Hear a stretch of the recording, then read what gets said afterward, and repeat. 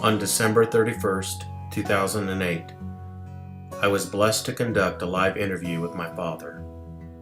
I decided that I wanted a record of my dad's life, and as a person very interested in our genealogy, I always thought it would be neat to have a video of some of our past family members. So I asked Dad if he would do this, and he graciously agreed. I had no idea when I shot this video just what it was I had and how valuable it would be to me when I finally got around to putting it together almost 5 years later. Dad passed away 1,090 days after this interview. Having captured this moment in time, listening to my father talk about his life, the people who were in it, the things he felt and thought, made every minute of this even more special to me. I feel particularly blessed to have had the opportunity to not only shot this video, but spend hours putting it together. For me, it was a healing project because I got time again with my dad. He really was an incredible man, playing baseball with guys who would go on to play professionally, and did you know he too was scouted by the same Detroit Tigers baseball team that a year after Dad left North High would sign Mike Blue, the guy that just happened to be Dad's backup at third base. Dad played football at Wichita North, and during practice one day got trucked by Curtis McClinton, and it ended Dad's football career. Curtis would later go on to be the first man in the AFL to catch a touchdown pass in a newly created championship game called the Super Bowl, and he currently resides in the Kansas City Chiefs Hall of Fame. Dad played basketball, he loved to bowl, and loved golfing with his boys even more. Loved his family and his God, but hated feeding and watering 3,000 rabbits on his dad's rabbit farm. So many stories, so many adventures in his life. This video only begins to scratch the surface of who my dad was. I hope you enjoy it as much as I enjoyed putting it together.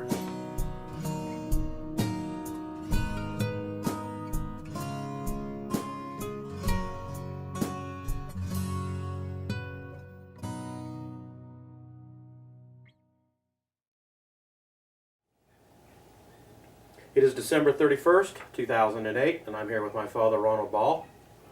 And we're doing what's commonly referred to as a life interview. And I have a series of questions that I'm going to ask my dad, and my mom will soon be joining in to help him answer these questions. So if you hear something from off the screen chiming in or piping in, you'll know that's her. Would you go ahead and introduce yourself for the camera? Tell me how old you are and all that good stuff. Well, my name is Ronald Ball, Ronald Dean Ball. I am 68 years old, 68 and a half. What else do you want to know? That's fine. Can you tell me, I have some questions for you. Anything that I ask you, if you don't know what the answer is, you can just say you don't know what the answer is and we'll move on. Let's start off with some easy things. What year were you born? 1940, What was the date? May the 7th. Now what day was that? I do not know. Have to look at a professional calendar. Now thinking back about that day that you were born, did your parents ever say anything or talk to you about anything that happened on that day, or anything special about getting stuck in the snow or being born in a cab, or anything specific that you can remember that was special about that day? Not that I can remember. Okay. Where were you born? In Guthrie, Oklahoma. You were born in Guthrie. What is your first, most vivid memory As a child, as a child? Your very first thing that you think back, the thing that you can first remember remembering. probably vividly my first day in school. The very first day in the first grade, I was playing on the merry-go-round, and had rained the day before, and I fell off into a mud hole. And I had to come back home and change my clothes. Did you get in trouble? No, not really. You were born in Guthrie, and when did you leave Guthrie and come to Wichita? I was 11 months old when I came to Wichita. We lived up north on North Jackson Street, and for about a year, and then we moved to my residence most of the time here, 1257 Baker, in West Wichita. Where exactly is that now? I mean, is that Baker Street still there? Or? Oh yes, it's 6 blocks west of West Street and 2 blocks north of 13th. What was the city that you lived in like? At 2 that time? blocks south of 13th, I'm sorry. What was the city like? Were you like out in the country then, or were you? Yes, we lived on a farm called West Hill Farm, and we raised rabbits. You raised rabbits. Let's talk about your house. What are your most vivid memories about the house that you grew up in? Well, it was a older home, 2-story, about 4 bedrooms, 1 bath. A large home. Well, it was large to me. I've seen it since. It's still there, in fact. I'm not as impressed with the size as I was when I was 2 years old, but The house is still there? yes, the house is still there. Okay. How many bedrooms did it have? 4. 4 bedrooms. It had 2 down and 2 up.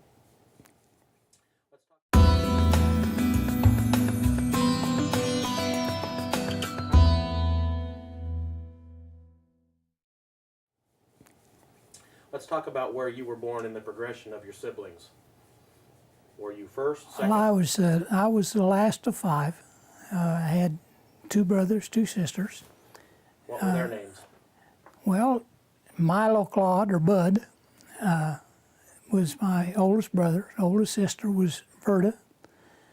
The middle 2 was Richard Ellsworth, who you were named after, and Glenna.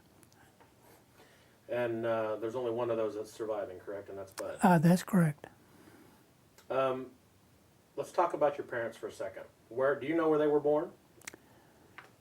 Mom was born in South Carolina, but I'm not sure where. Dad was born in Potwin, Kansas. 1912 and 1906. Of the 2, who was more strict, your mother or your father? My father.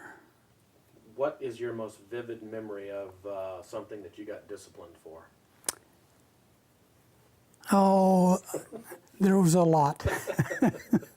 I don't know that I can be specific, but I was a lot of the time I wasn't there when I was supposed to be. I was out playing with my friends in the neighborhood, and the neighborhood was very large. You weren't playing Nintendo? No, I didn't play Nintendo. I played Nintendo, maybe. Let's get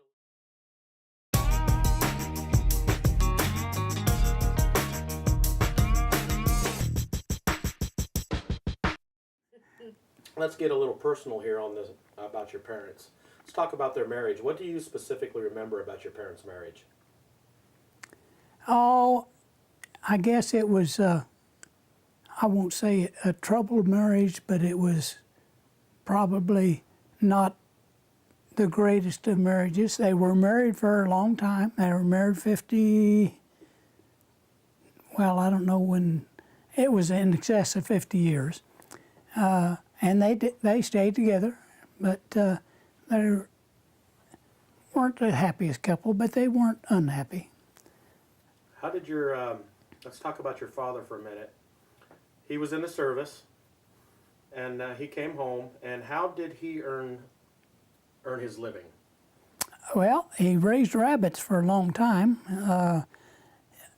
In fact, he raised rabbits until about 1955 or 56, but in the interim, in about in the late 40s, he became an electrician, worked for IBEW 271, local 271 in Wichita, and raised rabbits until the rabbit industry fell apart, and then sold a rabbitry and ended up moving to Ohio.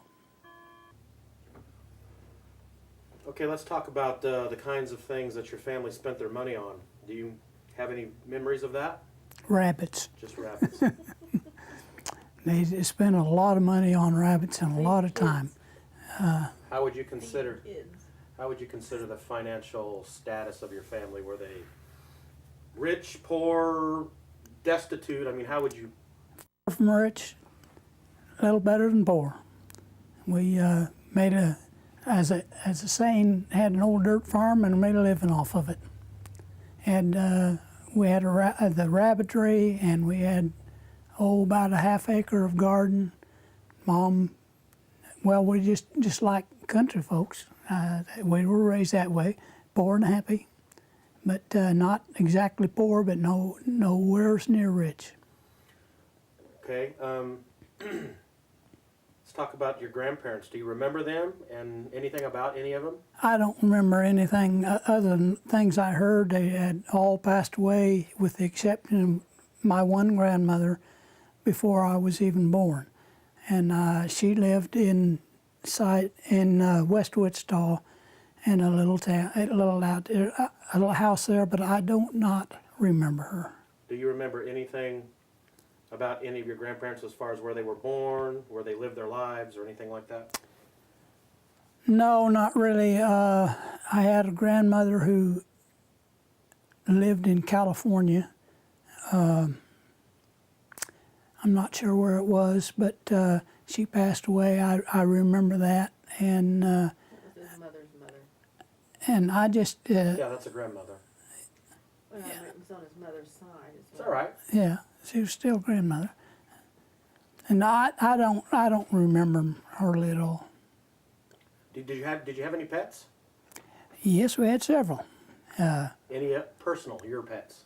Well, actually, they were family. I did have a personal pet, a rabbit, What'd you name it? Snowball. But we had dogs, mostly dogs. We had a cat. Had Tiny and Lady were the dogs' names. What kind of dogs were they? Well, one of them was a Heinz 57. It was a little bit of everything, tan in color. And then we had a Boston Bull. And her name was Lady, and she ended up being run over. And it was a traumatic event at that time. I was probably about 9, 10 years old, and we lost her. Did you bury her on the farm? Yes, we did. In the backyard, actually, in the back lot. Okay, let's talk about what you were like as a child.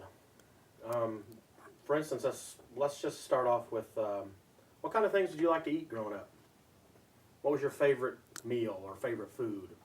Even if it's candy. I don't know that I had a favorite. Was it rabbit meat? Well, I enjoyed that, and we had chickens, and I really enjoyed the chickens. They were.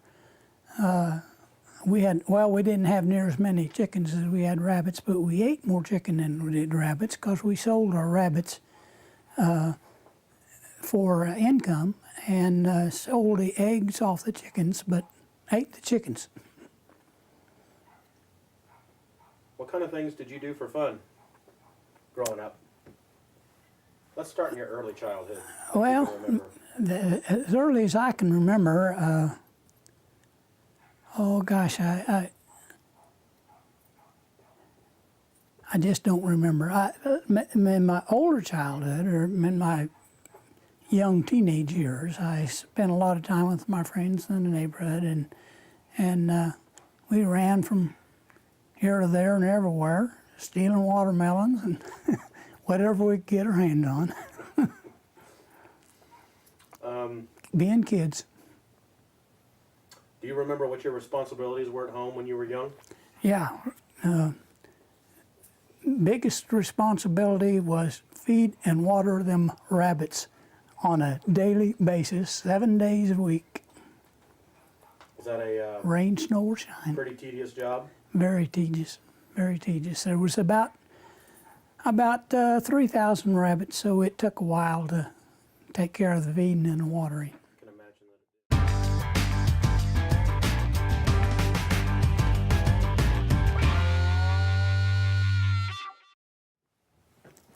that. Okay, let's talk about school. Where did you go to school at?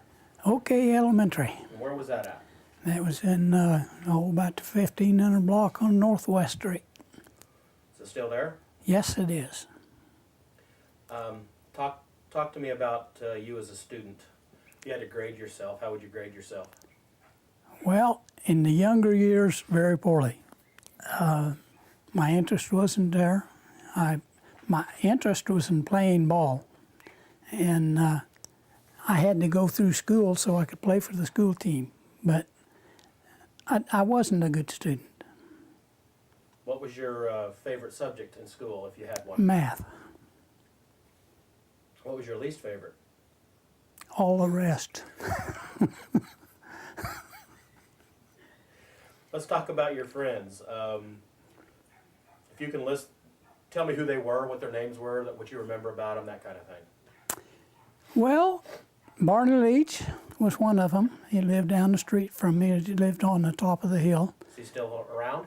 No, he passed away from cancer a few years ago. Dale Gooch, he's still around, but I hear from him by phone once in a while, but I don't know where he is. I think he lives in El Dorado or someplace like that.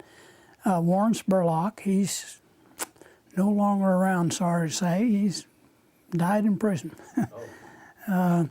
Well, What'd he do? he stabbed a guy to death. Yeah, that'll get you in jail. Yeah, he. But those were probably the best friends. Warren Spurlock lived right next door to me. His father was an alcoholic. His mother was found dead in the Eaton Hotel, and it's just a sad situation. Warren turned out to be just like the rest of them. I think I remember hearing that story you told one time. Richard was his brother, Spurlock, and he went into the service, made a career of it, and left town. Nobody ever heard from him. Okay, as far as your friends are concerned, is there any one vivid memory or one moment that you remember that stands out among all the rest? Anything that you did with them, or something special that happened, or anything like that? Warren Spurlock tried to cut my thumb off. He lived in a basement home, and we were there alone. His father was off somewhere, and we were arguing, and I put my hands up over the sides of the door to keep him in there, and he just grabbed a knife and just chopped. And it's still got a good scar. So that's a pretty vivid memory. And he's the one that stabbed the guy. Yeah. The guy that stabbed someone to death, right? He was handy with a knife. Well, it's just a good thing it wasn't you he was in prison for something. Yeah. Well, we were young.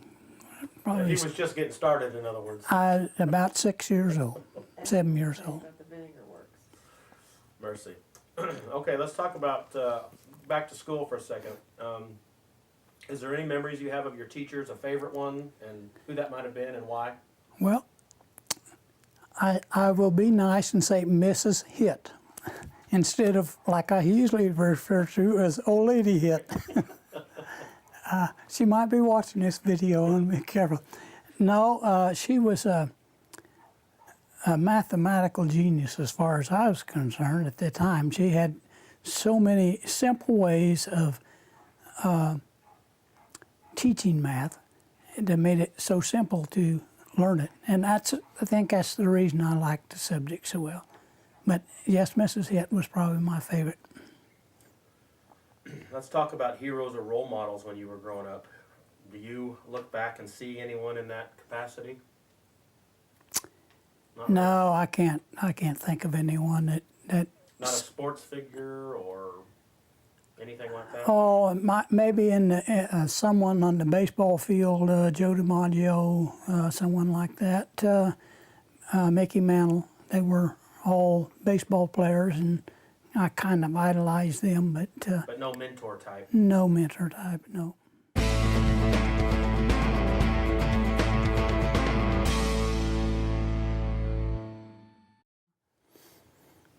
Let's talk about what you wanted to be when you grew up, when you were thinking about that as a child. Do you remember? I wanted to be a baseball player. professionally, although it wasn't anything like it is today. But I didn't pursue it because finances. How'd you spend your summers? Playing playing baseball. Almost every summer I played. When did that start? Oh, when I was in about the 6th grade, we had a school team and we played, and then after school was out during the summer, we turned into a sandlot team, and we played every summer. Describe what a sandlot team was and how you guys got your games. Well, it was kind of catch as cats can, but nothing real organized. But the city had some fields. They had them at East High School, and you would just put your teams together and got with the other coaches and scheduled the games. And then our coach, Ralph Myers was his name, he got in contact with someone, got us in several tournaments. One of them was the first annual governor's tournament. Name was Ed Arn, was a governor, and we won that tournament. Went undefeated, 5-0, and a couple of guys that played on our team went on and played Major League Baseball. Who were they? Norman Bushyhead and Mike Blue. Where'd they play? Detroit Tigers, both of them, and the Detroit Tigers scouted us at the tournament, at the state tournament, and they signed contracts. Mike Blue ended up being, he was athletic director at West High School. That's where I graduated. And Norman Bushyhead, I'm not sure what happened to him. His dad was a major league pitcher, and he followed in the footsteps, but it only lasted about 2 or 3 years, and he hurt his arm. Growing up, I've heard lots of stories about my dad's prowess as a shortstop. And for the first time that I can remember, we actually had a conversation about that going out to Texoma this year. A little bit about what it was like to play ball and the things that you did. Let's talk a little bit about that.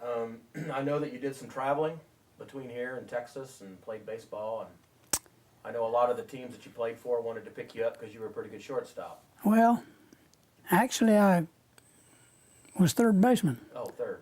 Played a hot box, but I did play occasionally when I went to. I would go during summer, or a couple of summers. I would go to either Oklahoma or Texas to my uncle's house, and I'd play there. But most of my baseball was played right here in the Wichita area, in the Sandlot Leagues. And I did have opportunities presented to me that I didn't take advantage of. I was scouted by the Detroit Tigers and was told that I had to learn how to hit a curveball, which I never did learn how to hit a curveball. That it'd get me every time, but I just loved the game. I just loved to play it. I played it until I was 40 years old. Not baseball. I played softball, fast pitch, softball, slow pitch. I played it until I was taken into the hospital about 3 times in 1 year, and the last time I hung my cleats up and called it quits, and I haven't played since. Well, I played once, but anyhow, I don't really know how to explain it other than I did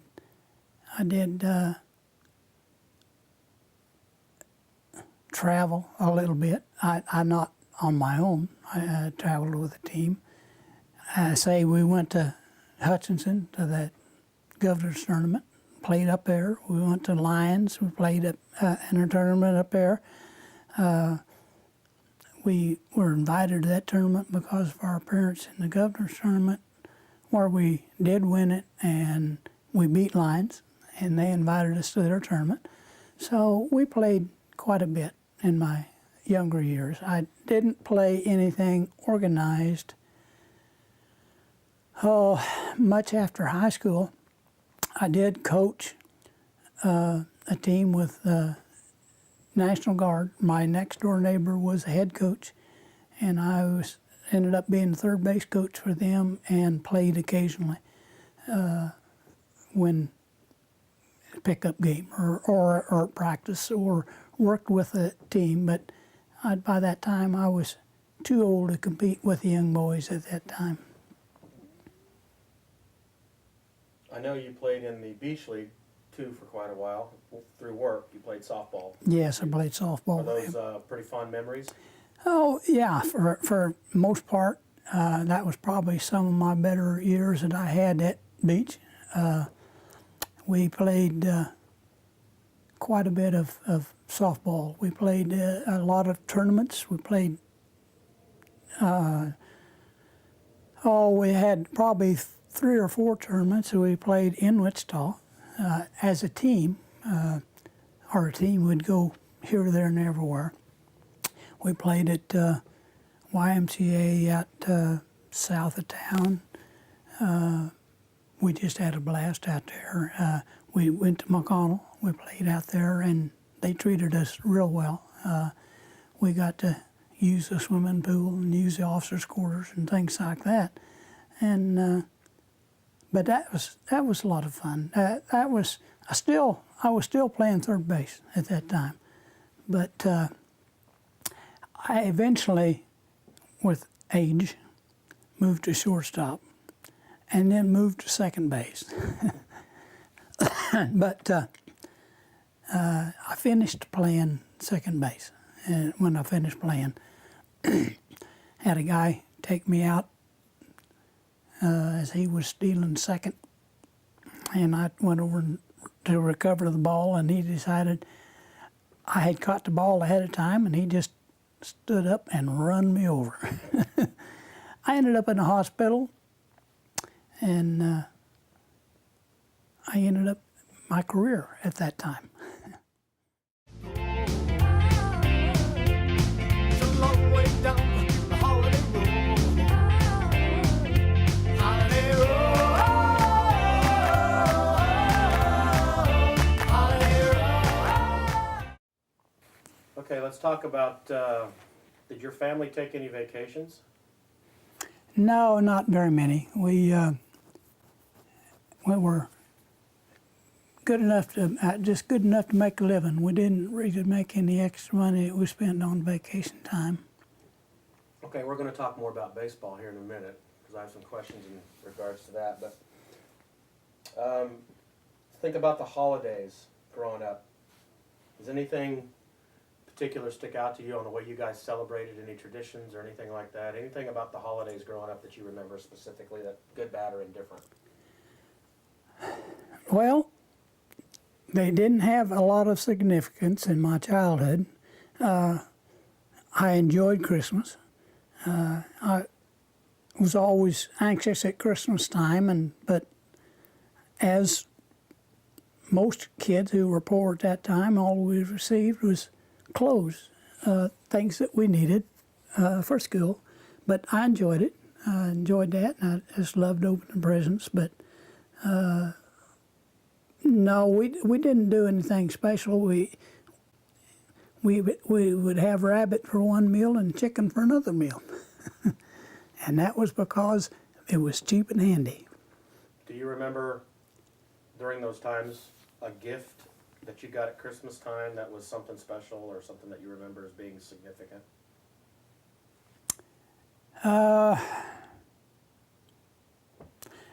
About the only thing I can remember was I was double-barreled, 2 holsters with pistols in them, toy guns. That's probably about the only thing that I can remember that sticks out anyhow.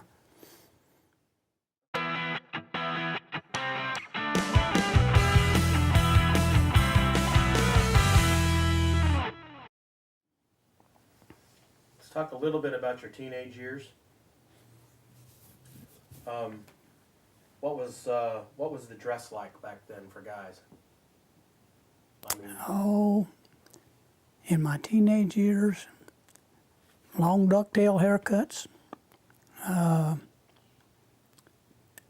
sloppy jeans. No, yeah, you had to roll up your pants cuffs pretty high. In the 50s. Well, that was I rolled a pack of cigarettes up in my sleeve. That's when I smoked. I don't do that anymore. I've grown up. what did your parents feel about the way you talked and what you wore? You know, quite honestly, I dressed myself. My parents never were involved too much in that. The only thing I can recall is at one time I let my hair grow out, and my dad was gone for a period of time with the rabbitry and stuff, and he might have been out in California. Anyhow, I came back, and he noticed my hair was quite a bit longer than it was when he left, and he took me to the barber shop, and he had him shave it off.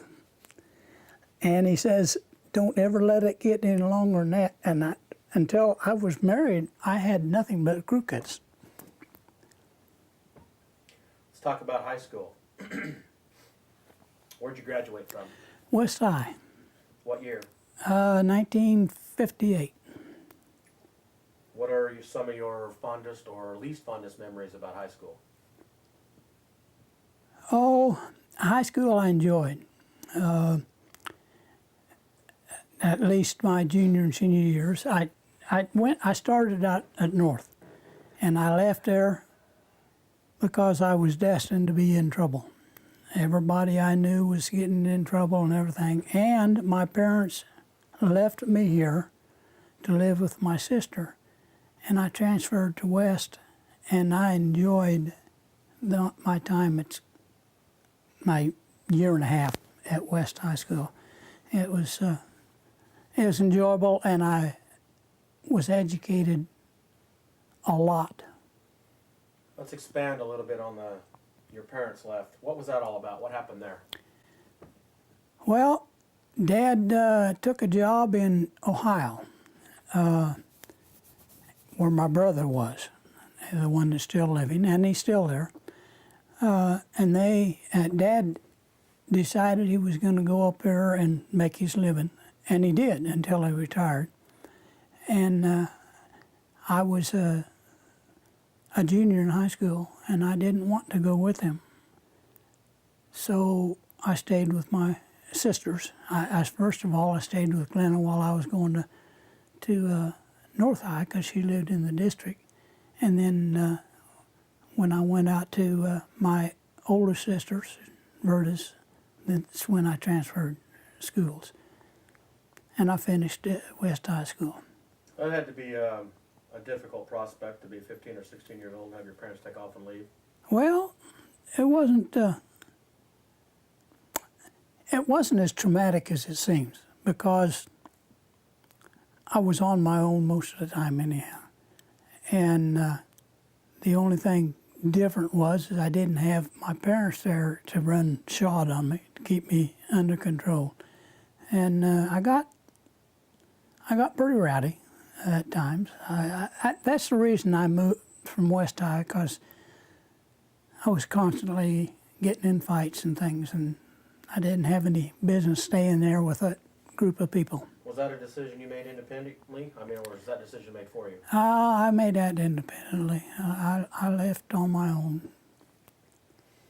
I had that option. What was your graduation from high school like? Well, it's just an event that I got over. I was glad to have graduated. I was proud of myself for having graduated, and was proud of myself in my senior year in school because of my grades. And as far as friends and relatives, and I mean friends. Anyhow, I didn't have any.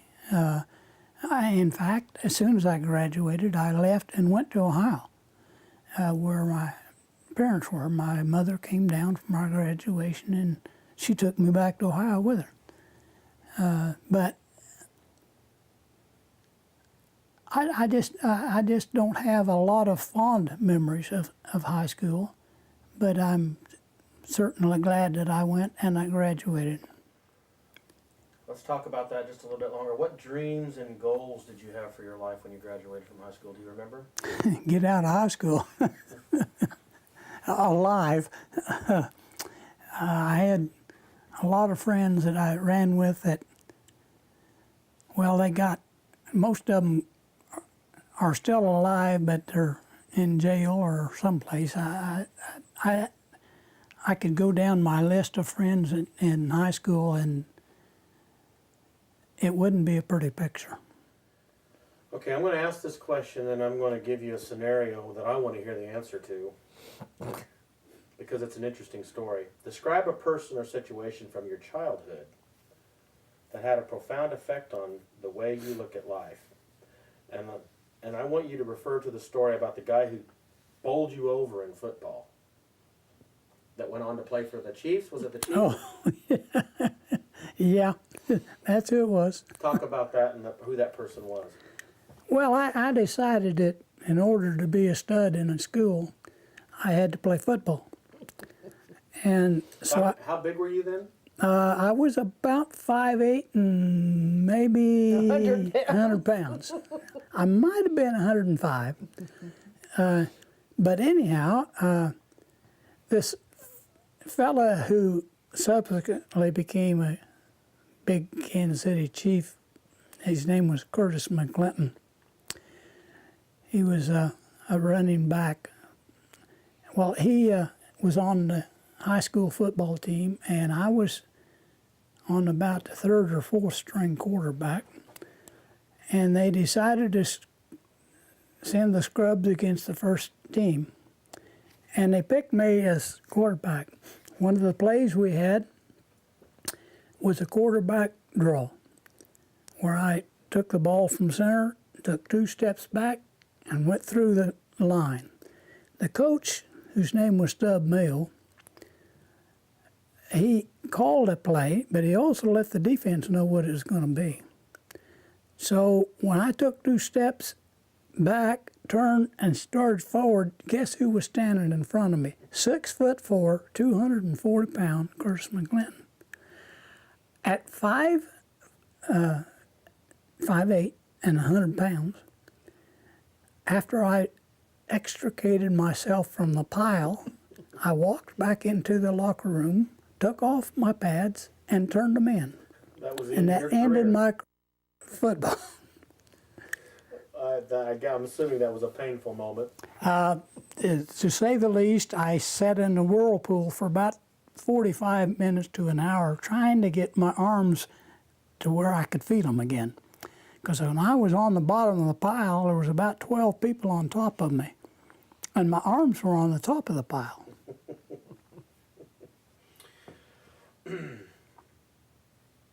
That's when I hollered, "I give up!"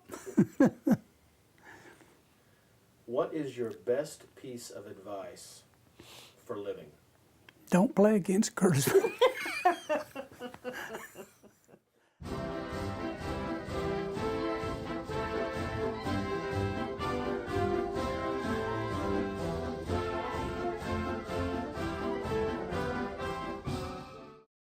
Years here, and we're going to talk about adulthood, getting into your own identity.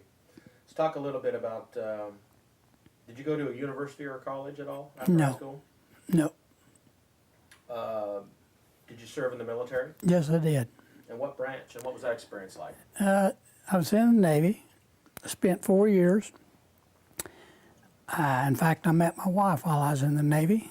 And you talk about a Navy man meeting his wife in Albuquerque, New Mexico. That don't hardly sound right because they don't have a lot of ships in Albuquerque. But I was stationed there in the nuclear weapons training facility. Navy had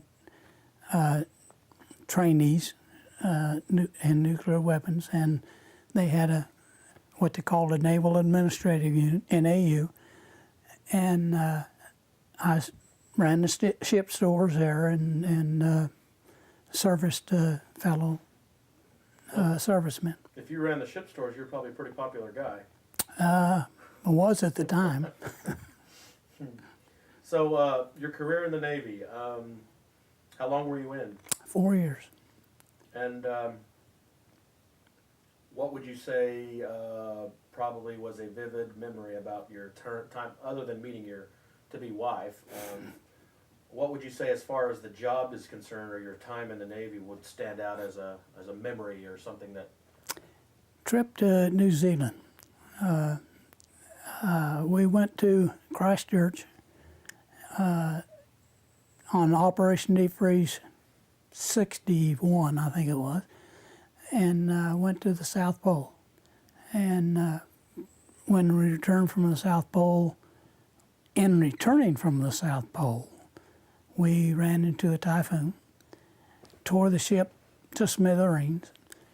We were promised a trip to Australia, and it was about a 3-day tour over there, so we took about 6 days to get there, and then took about 45 days to get back to Pearl Harbor, because we ran at about a 20-degree list. We had one screw, and the screw that was missing was the hole was filled with water, and we kept bilge pumps going constantly. But anyhow, the trip to New Zealand was wonderful. It was a highlight of my naval career. Was that when you crossed the equator? Yes, and we had we had an initiation crossing the equator that was out of this world. That Tell me what that consisted of.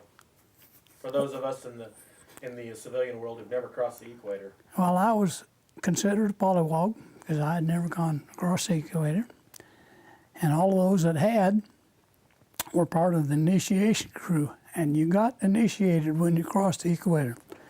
Quite an initiation. We had wind.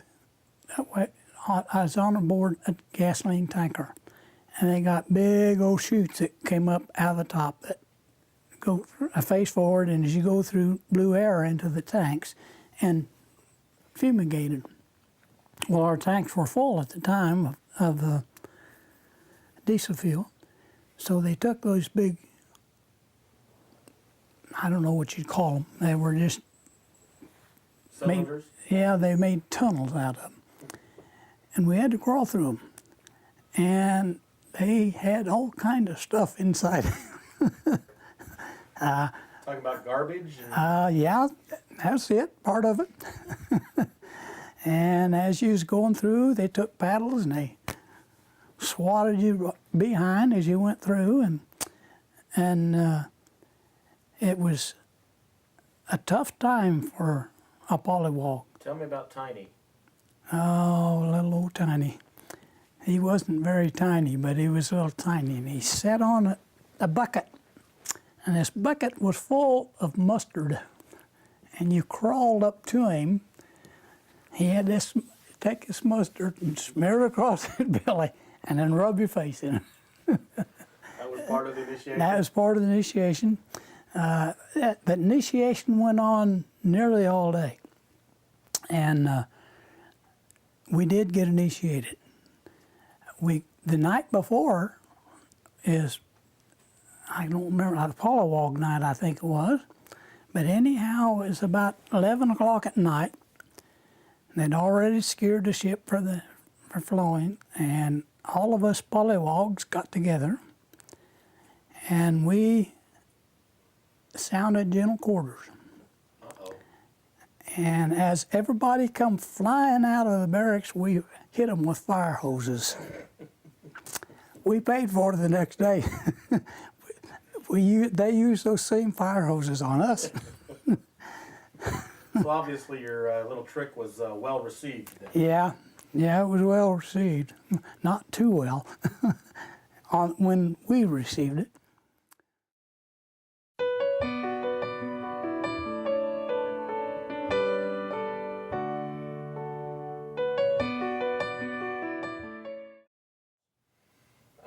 Eventually you were to get out of the Navy.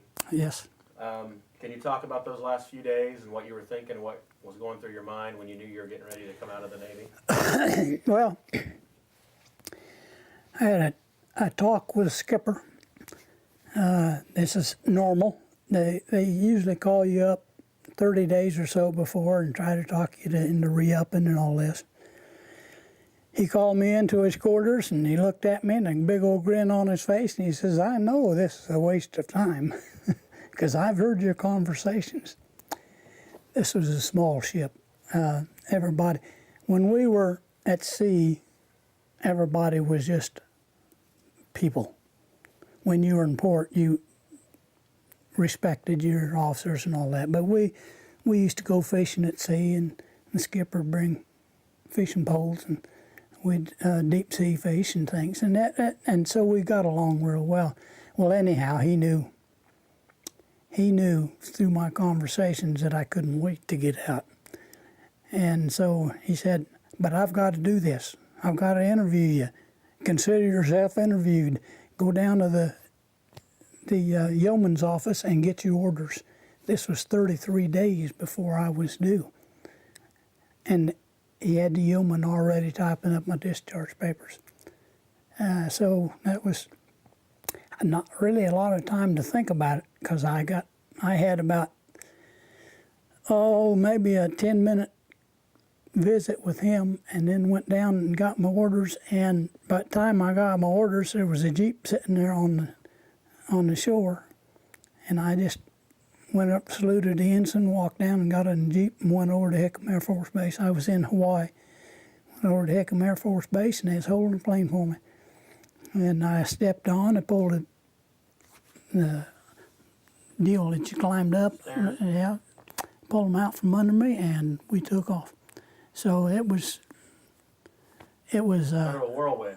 it was a real whirlwind because the skipper had I did not know it at the time, but he had my order stamped as emergency discharge. And I got out in about, I went from Pearl Harbor back to Denver in about 5 days. So did you have much of an opportunity to say goodbye to your friends and mates on the ship, or was it just basically, you're leaving, you're out of here, goodbye, you're gone? That's basically what it was. I did, the yeoman was a good friend of mine. In fact, he was from Kansas. And I told him goodbye. Some of the guys that I had run around with while I was aboard ship and usually went on shore leave with, I got to see most of them. And but it was a short visit. Did you remain friends with any of those guys after you came back to the civilian world? No, I didn't really. I don't even know where they were. Maybe had I spent some more time getting out of there, I might have been able to keep better track. But I wasn't interested, quite frankly. I was wanting to get out and get home.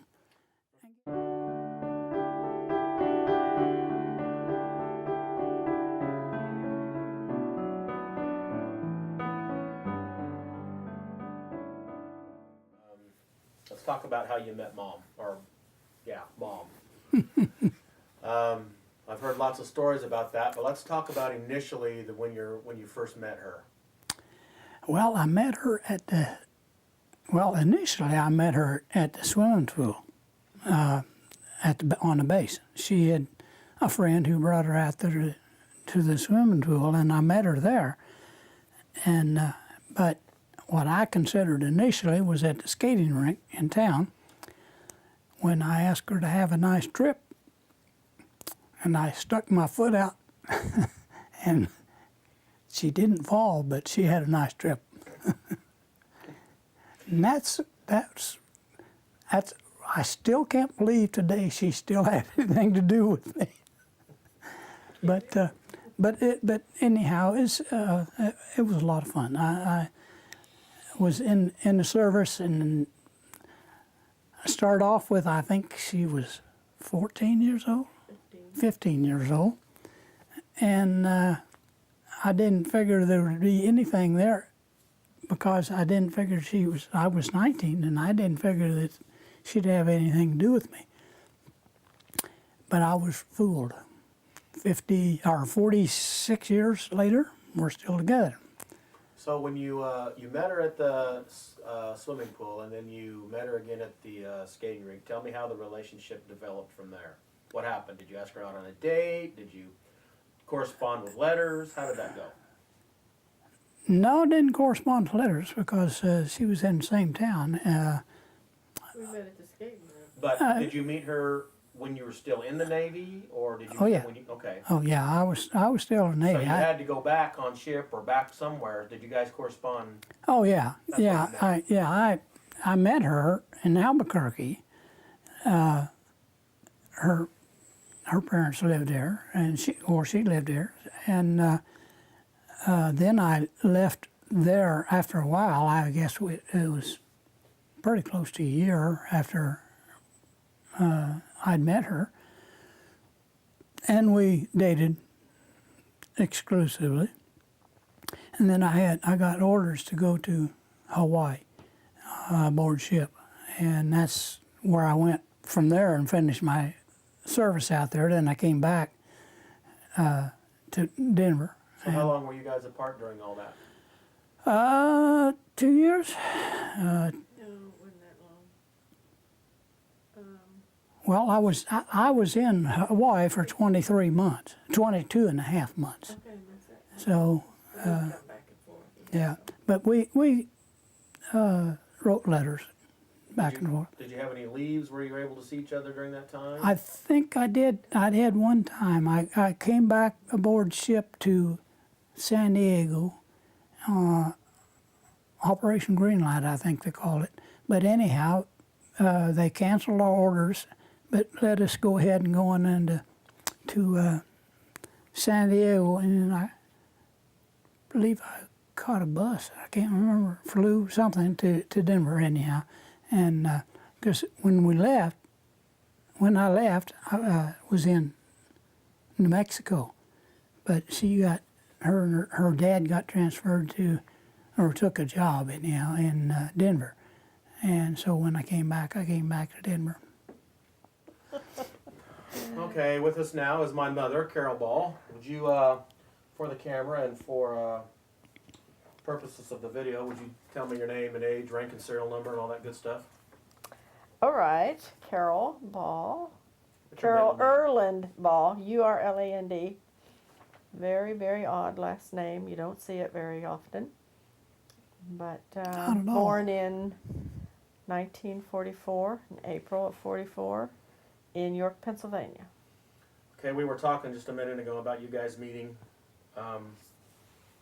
Just from your perspective, Mom, when you met Dad, what were your initial thoughts? Didn't have no impression really. I was with a friend who had a boyfriend that was in the service, and she was going out to the pool on the base and asked me to come along, so I did. And of course, when you go to the pool at the base, that's what you run into, is all the servicemen out there. And I proceeded to make a fool of myself. that's when I actually, we didn't really meet. I mean, it was just kind of like we saw each other and that was it. And the next time I saw him was at the skating rink. So do you think that was a planned event? Probably. In fact, he told me later, when we were walking down the sidewalk to go to the pool, he was up in his barracks and he saw us go by and he decided he better go to the pool. Is this good-looking chick walking down there? So anyhow, that's how that all came about. But actually, really meeting him, it wasn't till later at the skating rink. Okay, so let's talk about that then, other than the fact that he tripped you the first time that he was with you. At some point, you had to think this guy. He was a great guy. He was always very good to me, courteous, kind. You know, just what all the Joe Blows do to get a date. That kind of thing. So what But I did- was young, and I was 15, he was 19, and it was just kind of a fun thing, somebody to skate with, and we did skate a lot together. Yeah, and we had a did a good lot. time. But my mom was there, my friend's mom was there. I mean, we all went skating as a group, a family. It was a big deal, and so it was. So eventually, this relationship began to progress past just being friends. Yep. Tell me what your mom and dad thought about Dad. They liked him real well, but they thought I was too young, of course, as any parent would. But back in those days, it wasn't anything for girls right out of high school to get married, and so that's what our plan became. And so, So when you say that's what your plan became, did that happen corresponding over letters or? well, we dated off and on and saw each other for a year before he even left. So it was before he left that it was just kind of assumed. I don't ever remember him asking me to marry him. It was just kind of assumed that I was going to. I gave you an engagement He ring. gave me a ring. So you just blew my next question. He never asked me to marry him. I wanted to know the whole story about the engagement. Did he get down on one knee? No, Was it a big no, production? no. He just said we're going to go look at rings, and I said, "Oh, okay." And we went and looked at rings and picked one out and bought one and came home and And then, proceeded to tell the family that we were engaged. So this blows me away. There was never a moment where you guys were sitting together at one time and he said, you know, you want to get married, or will you marry me? No. Or No, so let me. So it I'm- was just like, I don't know. We were together all the time, every spare moment, and it was just kind of, we grew into the assumption that we would be together from that point on, That's fascinating. and it was, you know. Okay, It's so just you the way went it and you was. picked out rings together. yeah, when we came back, and I had given her the ring, she cautioned me in the car. She says, "Now, I'm going to tell Mom, but I'm not going to tell Dad right away." Yeah, because I was 15 years old, and Yeah. here I was with this ring on my finger. And she goes in and You says, have "Hey, a Mom, daughter look that's here." 14, can you imagine? We don't want to talk about it. Said, "Hey, Mom, looky here. It's this ring." "Oh, Marty, you're about to lose a daughter." He was in the other room. Dad just had a fit. Well, you're going to finish school, he said. So I said, yeah, we're going to finish school. He's going to finish his deal in the service, and da-da-da-da-da. And so that was it. So tell me about those 2 years when he was away. How was that? Well, it was hard, but it was okay because I went to school and I worked, and I didn't have any spare time to do anything else. I mean, I was working. Our school at that time was split shifts. We had part of the school going in the morning and part of the school going in the afternoon, and I was in the morning crew, and I had to be there at 6:30 in the morning, got out at 12:30, and then went to work from there and worked till the evening. And so it was just stayed busy. And then in the interim, Mom and Dad moved to Denver, so that changed a lot of things. But you know, it's just, as I look back on it now, I don't know, I don't remember any real trauma. Okay, so he comes back from the Navy, and I'm assuming that you guys immediately started making wedding plans, or had you already had those plans made? They were made. He came back, and 2 weeks later we got married. All right, let's talk.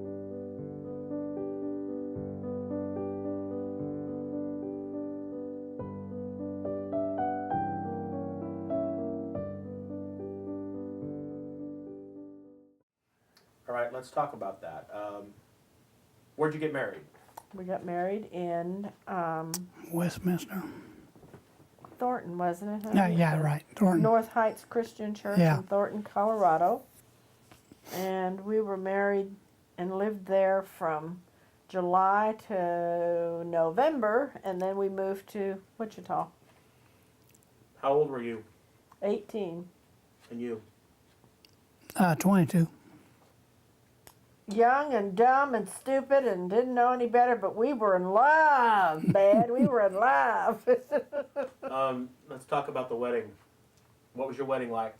It was nice. We had a nice little church wedding. It was mostly family and some of the friends that we'd met there in Denver the year that he was gone, and lots of Mom and Dad's friends from where Dad worked. But it was small. His mom and dad came, and his sister came from Wichita, and I had Shirley, my sister, as my maid of honor, and Dick was the best man, wasn't he? And Yep. then a neighbor kid across the street was the groomsman, and that was it. Where'd you go on your honeymoon? We went to Yellowstone National Park. Did you guys drive? Yep. What was that trip like? It was fun. It was fun. We spent the first night in Cheyenne, Wyoming, and She can't remember nothing, can she, Dad? No. then we went. What'd you have for breakfast that morning? I don't remember even eating, but we went from Cheyenne, Wyoming to Kit Carson. Thermopolis because that's Oh, where yeah, the hot yeah. springs were, and we stayed there a night. And then from there we went on into the park. And stayed in Okay, the so park. now you're married. You guys have had your honeymoon. You went back to Denver and you were there for a few months, and then you moved to Wichita. What took you to Wichita? Work.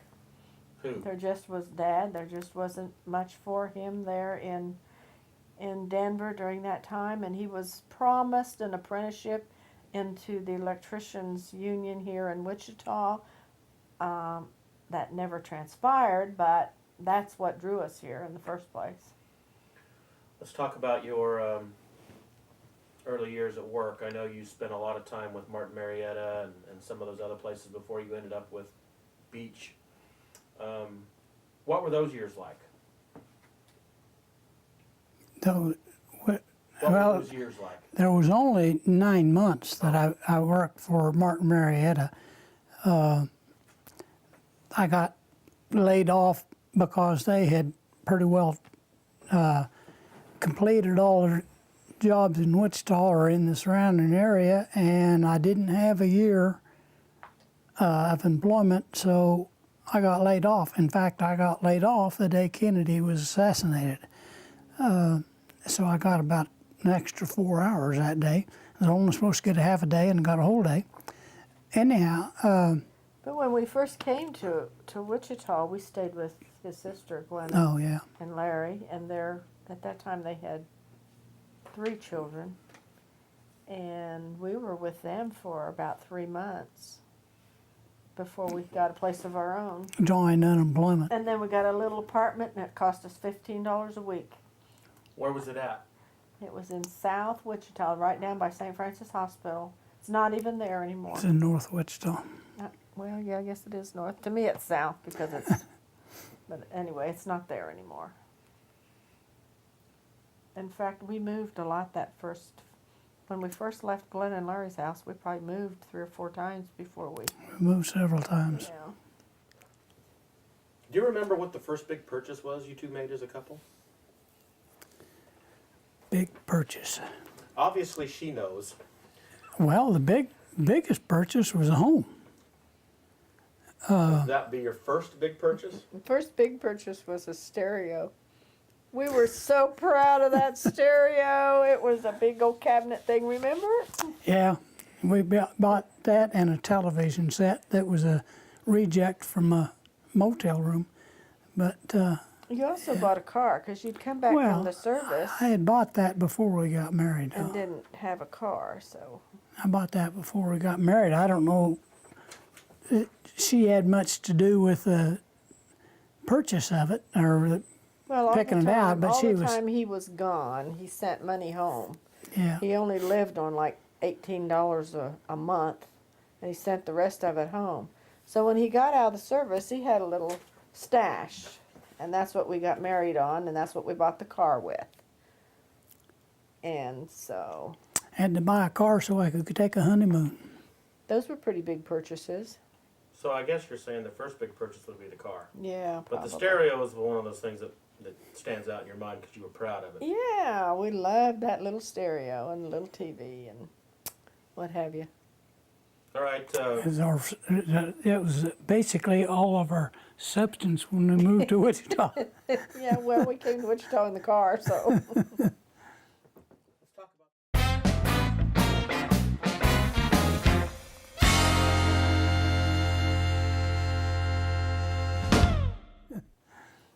Let's talk about the children.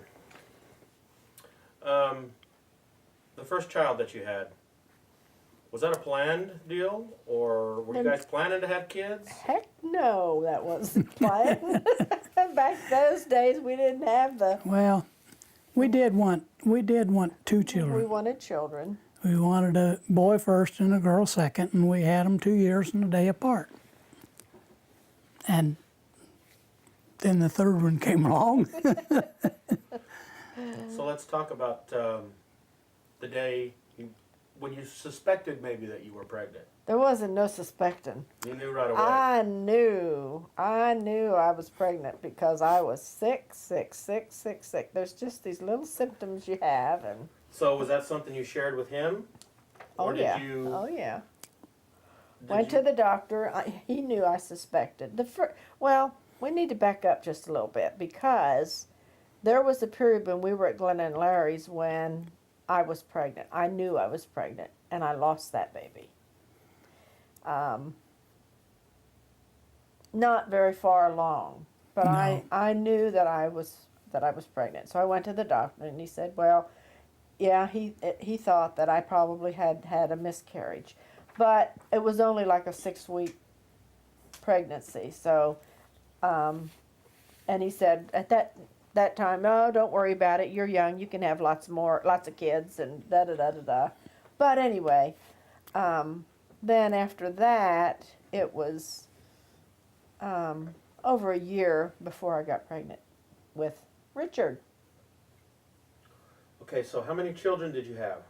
I have 3: Richard, Lori, and Randy. So when you very first found out, were you guys excited about being parents? As far as when you found out you were pregnant, were you scared? Were you? Scared, I was excited. excited, thinking about the responsibilities of parenthood and what all that meant. I think it can have your deal, but I think it meant a lot to me to understand that I was now grown up and going to be a father. So let's talk about when that first child was born. How'd that day go? Do you remember it? Actually, it started at night. We used to watch The Fugitive on TV every week. That was one of our favorite shows. And I think The Fugitive had gone off and the news was on. He'd gone to bed and I start feeling kind of weird. And I thought, something's going on here. Anyway, it wasn't long that I was beginning to have contractions. We went to the hospital and... So you had to wake him up out of bed, huh? Well, I think he was awake because he knew I was having some pains. So, then you were born the next morning. 7:35. Something like that. So, how did this first kid get his name? My brother's name was Richard. Her brother's name was Richard. So the fact that my last name was Ball never entered your mind, did it? No, 'cause Not at that time. I had It's I had a brother named Richard Ball. I have been reminded several times. We since. all know the nickname for Richard, and I'm not going any further than that. Okay, so we'll skip along here. You had 2 more children. You had a daughter a couple years later, and then a little surprise came down the line. yeah. Let's talk a little bit about the kids. Is there anything in particular? Do you have any favorite story about any one of the kids, or individually about the kids, or anything that stands out in your mind as far as your kids are concerned when they're really young? Well, of course, the first one always brings, because you go through so many firsts with that one. And the first time they walk, the first time they start to say actual words. And Richard was always the inquisitive one. He never would take an answer for the answer. He always wanted to know why. Why? We couldn't even get in a car and go for a ride without him having 50 jillion questions and wanting to know why. And when are we going to get there? And with the second one, it kind of becomes a little more old shoe, I guess, and so it's a little easier. But Lori was so little when she was born; she only weighed 4.5 pounds. So getting her out of the hospital was a big ordeal. We had to leave her there for several days after she was born, so that was kind of hard to go to the hospital, have a baby, and not get to bring her home. And but she did well, and she came home then and was fine. And then with Randy, the third one, he was a surprise.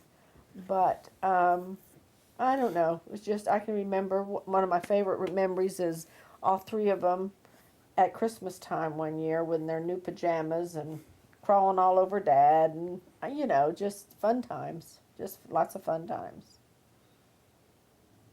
What is the most memorable family vacation that you took? Family. We didn't take a lot of vacations except to go back to see other family in Denver after we moved here. Why, we spent our free times going back and forth to see other family members. Now, as the kids got older and things happened, why, we did have some bigger vacations, but it wasn't as an actual family. Yeah, you can't include Alaska. No, I won't include Alaska, although that was a wonderful time. But, just going back and forth to see everybody in Denver was always a big deal to me because we didn't get to see them very often. Let's back up for just a second. Now we don't go see them at all. See, that's the beauty about video. I could take that out. You better. I wouldn't want anybody in Denver to see. That's what life interviews are all about. Talking about life. Gosh. Your third child was a surprise, so to speak. Yeah, we thought 2 was all we were going to have because we had the boy, we had the girl, and that was fine. And I had been on birth control pills, so tried to prevent another pregnancy, but that obviously didn't work. So it was a surprise. So do you remember the moment when you guys realized you were going to have another one? What that was like? I really don't. I don't remember. Do you? Not specifically. But we I was accepted surprised. it. And we accepted it and thought, it was meant to be. So here we are. We're going to have a third child, and wasn't a big deal. He was from a large family. I was from a large family, so it wasn't anything that we weren't used to. Okay. How did you feel about raising your children? What was the best part and what was the hardest part? Oh boy. The best part to me was seeing just watching them grow and Yeah. learn, and seeing all the new things in their lives, and Experiencing things with them, I think, was a good part. The athletics, the activities at school, things like that. I don't know that there was a worse part. there's always for There's a mom, the hard part is seeing them get hurt, because it's Yeah. bound to happen, and it's something you can't protect, and although you'd like to, you just can't, and just watching them go through difficulties in their life. That's the hard part. What's the best thing about being a parent? Having kids come home when you're 65 years old. That care about you, that still care about you. That's the best part. Yeah. How about being a grandparent? Where does that fit in there? Well, he has a saying. If I'd have known grandchildren were so much fun, I'd have had them first. Yep, that's great. Grandparenting is great. I just love all my grandkids.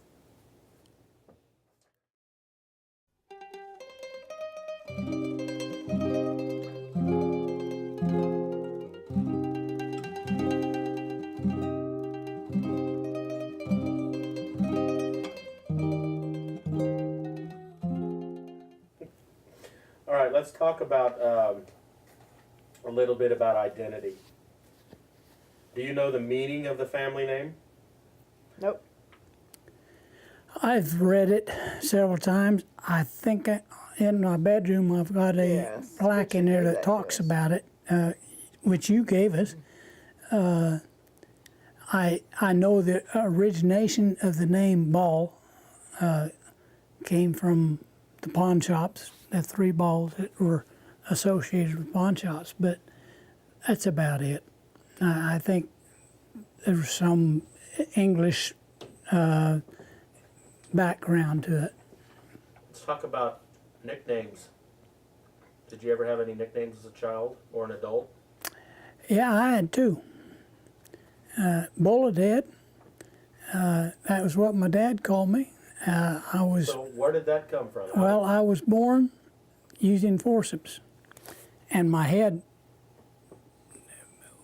after born, looked like a bullet, and Dad called me Bullet Head. And then, That was a term of endearment, wasn't it? yeah, and then of course, I was called Deanie by everybody. My middle name is Dean, and everybody just called me Deanie. And still, well, today, the family calls me Dean, but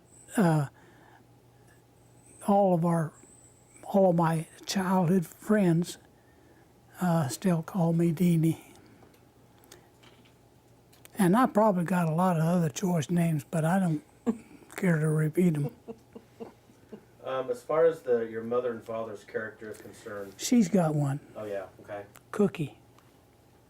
Well, yeah, that was How'd just she get that? that was just from a brother who, when we were little, couldn't say Carol very easily, so he called me Cookie. Which one was that? Dick. A lot of dicks in this family. You can bleep that out too. Richard. As far as your parents are concerned, how do you feel like you are like your mother or like your father, or maybe unlike them? What do you feel like you carry those characteristics that they had with you, or do you feel like you're unlike them, or how do you compare yourself to your parents? You talking to me? I will be talking to you the rest of the time. She's there just for. I don't directly identify with my parents. Probably, if anybody, would be my mother. My father, I think as I grew up, the fifth of five children, I might have become an obligation rather than a child. And it was difficult for them to take much interest in my life. My mother did go to my ball games that I played during the summer, and I'm glad because it gave me transportation to get to them. But that's a lot of what it was. But she did enjoy that. My dad never, ever, that I can remember, went to one of my ball games. In fact, I didn't do anything with my dad. I didn't go fishing. I didn't do anything with him. But that was the signs of the times, because fathers made a living, mothers took care of the kids. And like I said, by the time they got around to the fifth child, why, there wasn't a lot of taking care of. But I don't begrudge what they did. I just don't. I try to be somewhat opposite of what they were. Over and over, everybody made my prediction. So if I get stoned, I'm just carrying on an old family tradition. That as probably one of your most cherished family traditions. It could be something wrapped around a holiday. it could Well, I don't know anything specifically. In general, the times that we get together during the holidays and share with one another, just as this is New Year's Eve, and I'm getting to share it with my son. What more can a person ask for than having family around during the holidays, during the anniversaries, whenever. We had a 35th wedding anniversary that was put on by my kids because I don't think they thought I'd make the 36. Now, we tried awful hard not to give you that impression. Well, you failed. But that 35th came in the middle of all that sickness that I had. Our 35th anniversary was when? It was 11 years ago. And I'd say that'd be somewhere around 97, 96. Somewhere. 87. We were married in 62. and Tried now about 97. 35, and it's be You 97. said 35. I thought you said 25. No, Okay, 35. And It'll be 97. so I had been through the biggest part of I'd been through a lot of, I hadn't been through the biggest part of it, but I'd been through a lot. When you look back over your life from the whole gamut, what moment sticks out to you maybe as your happiest or proudest moment? Oh, boy. That could be, I don't know that I could categorize a single event. The birth of each one of my children. Probably another strong event will be each one of them graduating from school, because that felt like quite an accomplishment in my own life that got my kids through school. And then subsequently other schooling, which I didn't get to take myself. And I just think it's important. Events such as yourself, being appointed a manager in my old place of employment. These are all things that I'm terribly proud of. Things that I didn't accomplish myself, but my kids have. kind of extending from that last question, what is the most difficult thing that's ever happened to you? Answering that question. Sitting here for this tape. I think on a personal nature, that in 1994, that first heart attack was an eye-opener. I had quit smoking by then and everything, and I just figured I was going to get through this life with ease, but that was probably on a personal nature, the most difficult thing that I had to put up with. I think of it now, and I don't put as much emphasis on it, but at the time, it was difficult.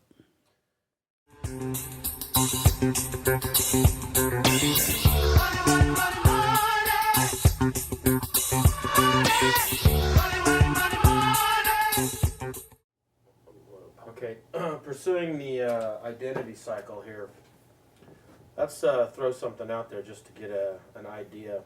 If you'd won $1 million tomorrow, what would you do with the money? Well, I'd spend it on my family and on my church. I can't tell you exactly how I would distribute it, but I wouldn't spend a lot on myself because I don't have any wants or needs specifically, but I believe I would share it equally with my family and my church. What kinds of things bring you the most pleasure and satisfaction now, at this point in your life? Just being alive. Well, with my health conditions, I think that's a legitimate feeling, but I enjoy what little church work I do anymore. My health doesn't allow me to do what I'd like to be doing, but I enjoy that. Of course, nothing excites me more than living my life with my wife. I spent in marriage 46 and a half years,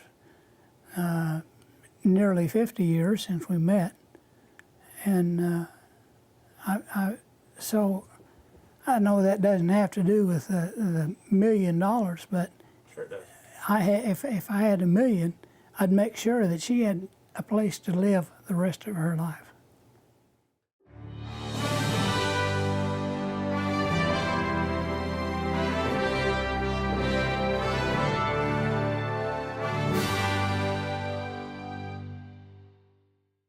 Let's talk about the aging process. Oh boy. Um, Started about the time I was 54.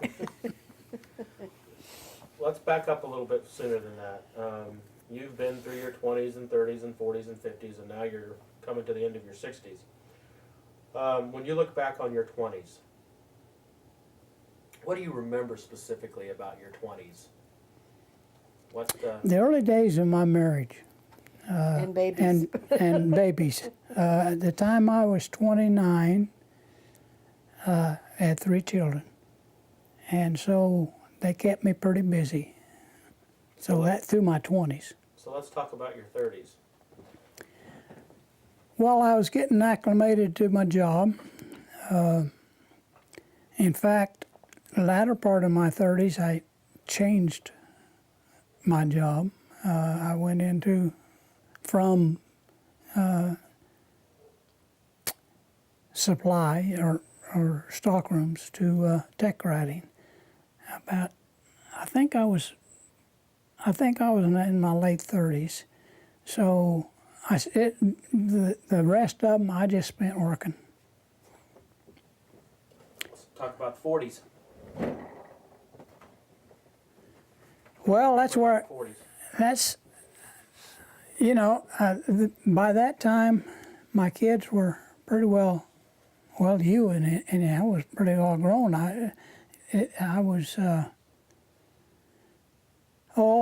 24 when you were born, so you were 16, 17 years old in high school.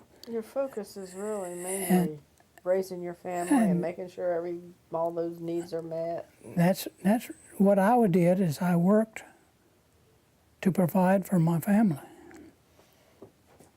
And that was mostly in my 30s, 40s when I did that. We're getting grown. Enjoy their sporting events and things that they took seriously. Soccer for Randy, football for, you and Randy both. Baseball a little bit, but you didn't play a lot of baseball. I blame that on Kerry Wilfong. Yeah, I know. There was extenuating circumstances with your baseball, but anyhow, that's pretty well sums it up. Again, it's my kids and my family. Okay, we're going to move on to, I know the 50s and 60s, there's a lot of events that we need to talk about there, but before we get to that, there's a couple questions I want to ask you. There are some ages that we individuals don't look forward to. What birthday were you least enthusiastic about? Why? My 50th. It just seemed like an old man when I turned 50, and I thought I was going to have crutches or something just to get around. But it turned around that it's 54, but instead of 50. But that was probably the toughest year. If you could go back to any age, what age would you go back to? I wouldn't go back to any of them intentionally. Knowing what I know now, I'd probably go back to between 25 and 35, and I might even go back to 18 and go back to college. I learned that that was a big mistake I made in my life. I didn't go to college. I couldn't afford to go to college, but I could have when I got out of the service. But as the situation turned out, I got married instead. But I think probably 25 to 35 would be the best times.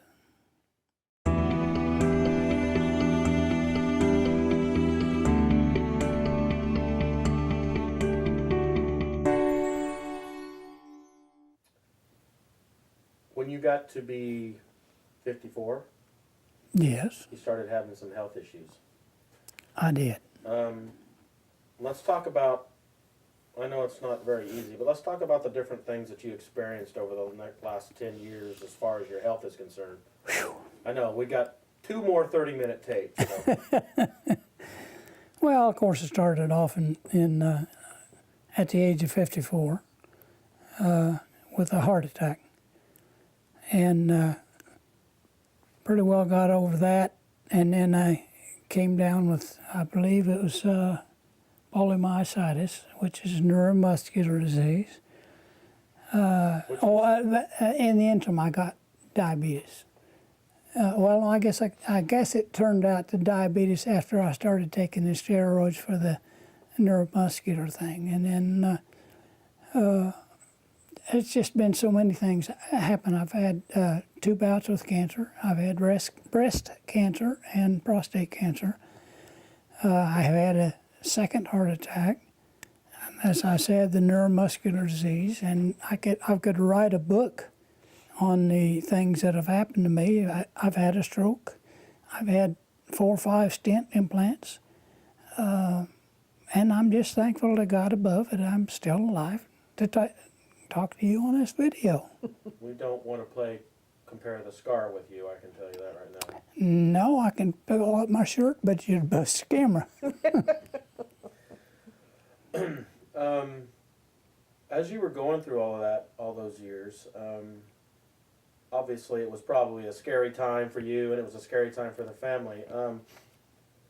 When you look back on that now, what do you think you've taken from all of that? All those years that you spent trying to get through all that, and what would you say is the lesson you've learned, or the thing that you've taken from all that time spent battling your health? I think the biggest thing that I have learned is to appreciate tomorrow. When I first started out, I didn't think there would be a lot of tomorrows. But as time goes on and events that happened, that I pretty well, I just accepted them and didn't let them worry me. I know they worried the family a lot more than they worried me. But I found, again, I got back in the church where I had left before.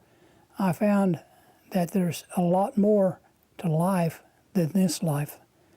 And so being alive today doesn't mean near as much as being alive tomorrow. And I mean that in the literal sense of after I leave this world. My tomorrows are assured.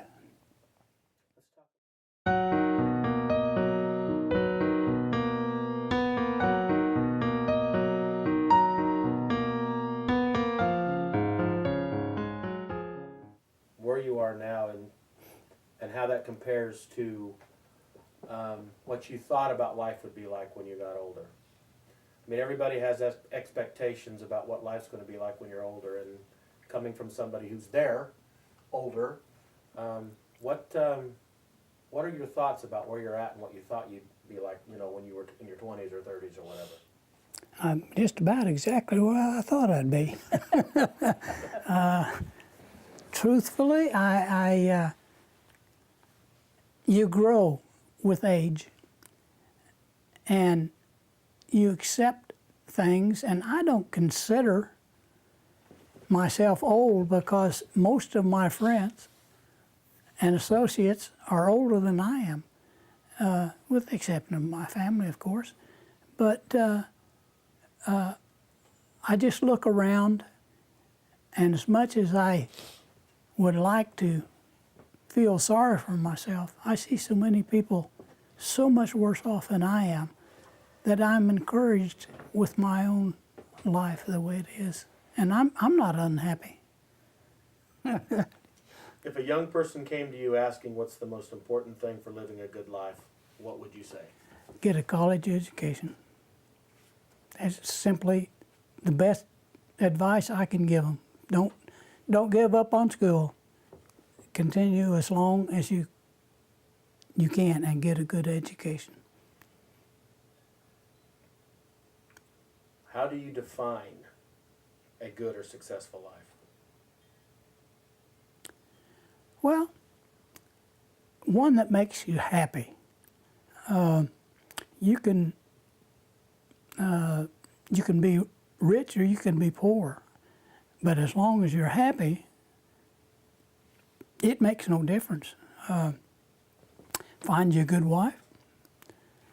Man, I'm still trying on that. And live with her and be encouraged by her. And I don't know, it's just, Put the Lord first. and yeah, well, that's obvious. You put the Lord first. Because that'll make That brings all your happiness. or break your marriage.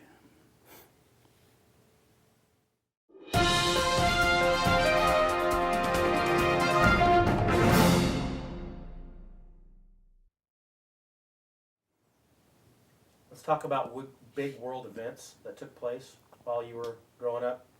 Anything happen? You know, like one of the things I remember in my childhood is not necessarily childhood, but an event that I remember that sticks out in my mind is when the space shuttle blew up. I mean, that wasn't a technological event or anything like that, but it was a world event that took place, like 9/11 or something like that. Well, of course, that's in my later years, but in the childhood, growing up, I can remember Korean conflict, which was the biggest world event going on at the time. And then later on, of course, after I'd served in the military, the Vietnam crisis broke out. But those were the biggest world events, besides just all the presidential elections. And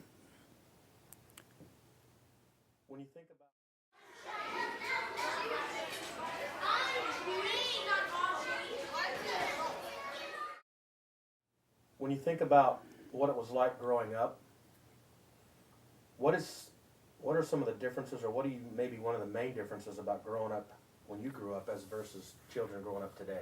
oh man, the difference is day and night.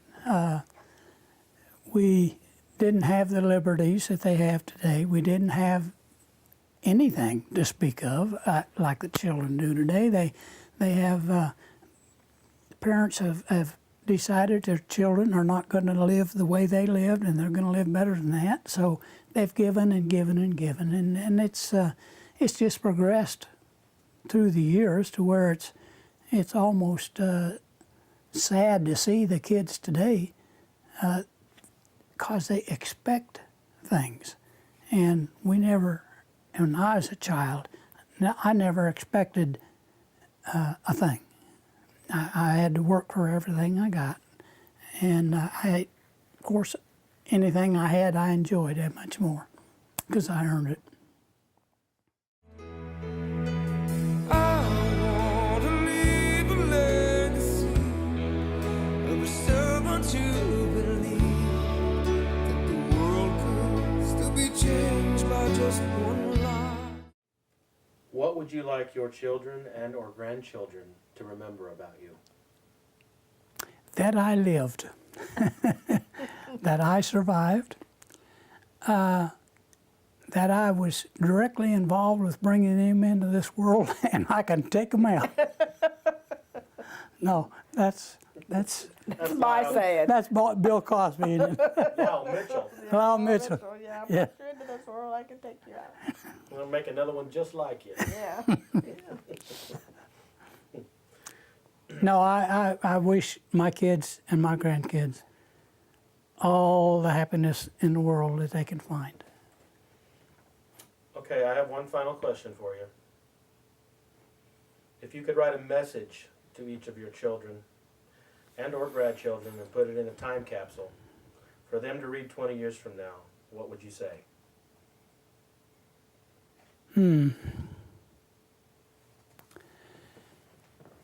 Well, just I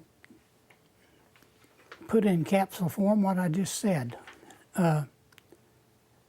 My hope and prayer is that you found happiness during your life, that it's now 20 years later, and I just hope and pray that you found what you were looking for in life, regardless of what it was, that whatever you wanted, needed, that you got. And you got it in an honest fashion. Okay, that pretty much concludes the interview. Thank you very much.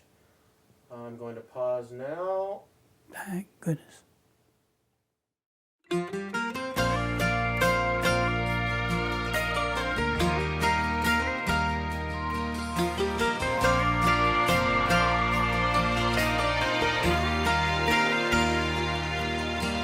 1990-2013 was written and granted above rest in peace.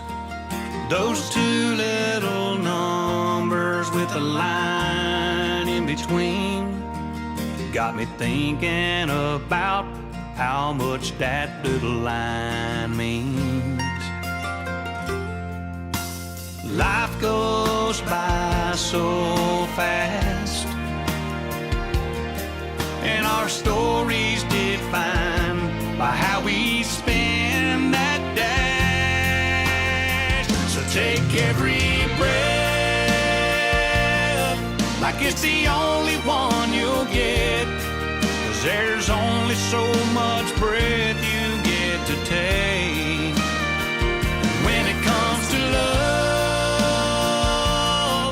you can never give enough. So love like you mean it every day. From the first breath until the last, how you spend your dash.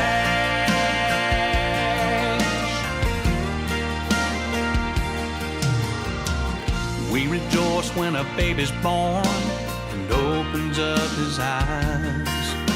And Lord, it tears our hearts up when our loved ones say goodbye. One moment there's a future, and another that's your past. So from this moment on, I know how I'll spend my dash. I'll take every breath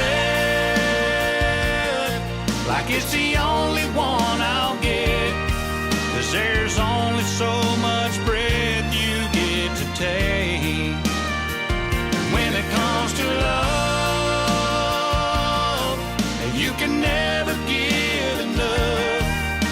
So love like you mean it every day. From the first breath until the last, how you spend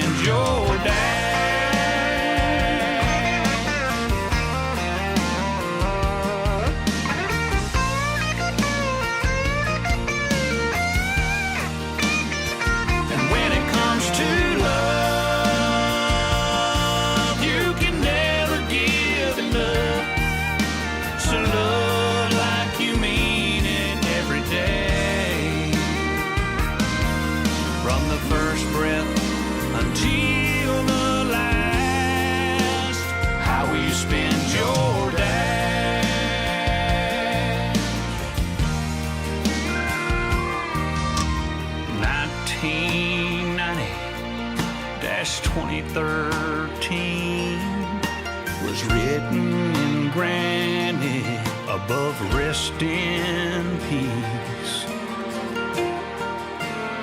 So how will you spend your dash?